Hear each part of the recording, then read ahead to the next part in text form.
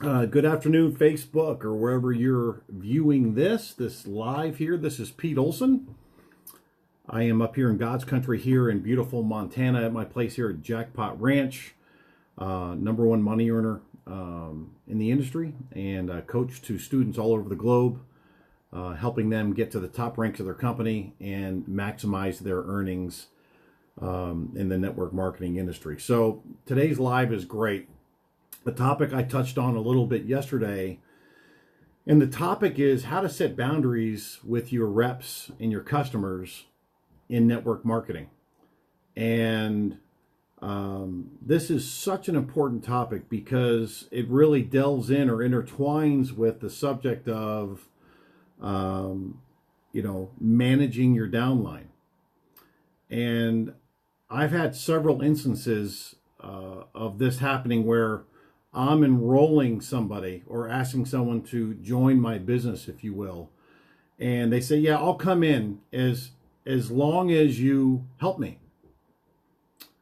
And I said, I had to really define that. What did they mean by me helping them? And I asked them that. I said, what did you mean? What do you mean by me helping you? And what they said is that as long as you're calling me and checking up on me and motivating me and doing those things. In my last company, I never heard from my sponsor.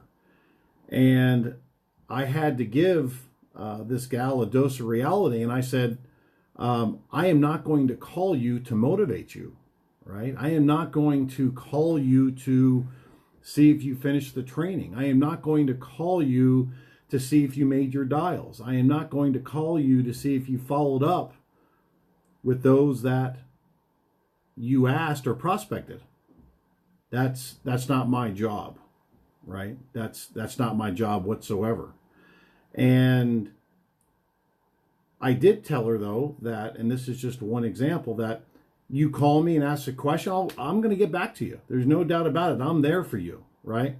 I am going to help you in any way I can if you have a question that regarding training, things of that sort. But what happens a lot of times, hey Gianna, great to see you. What happens a lot of times, guys, is you start doing things for your team that they should be doing themselves. And you're tying up your time and you're not making them independent, right? You're making them dependent on you, their coach, or upline, as some companies call it, okay? And that's not what you want. Imagine being tied to those people and actually having to do those things. Someone says, I didn't get my order, Pete. Can you help me find out? Oh, sure, let me look it up for you, right? No, you point. Here's the customer service number. Call them, right? Hey, I've got a question on this person is not showing up on my team in the back office.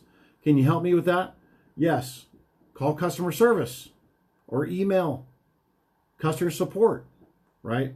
So many people are dependent on saying if I don't help them, they feel guilty as an upline. They feel guilty by not helping their downline. You're actually helping them by pointing them to the places that they should be going. Because if they become dependent upon you, your team will never grow. You could maybe do that for 20 people. How in the heck are you going to do that for 100 people on your team? For 500 people on your team? For 3,000 people on your team? For 7,000 people on your team? For 50,000 people on your team? For those that have hundreds of thousands of people on their team? You've got to be a pointer. You've got to let them know this is how you do it. They have to understand that they are an independent business owner, right? Right? So they're in business for themselves, but not by themselves. You're there to help train. I'll give you another example. When I bring someone on and I enroll them, I bring them through, maybe a getting started training, et cetera, and they have some homework to do, right? If they're not getting back to me, I'm not calling them and say, Bob, how come you haven't called me, Bob?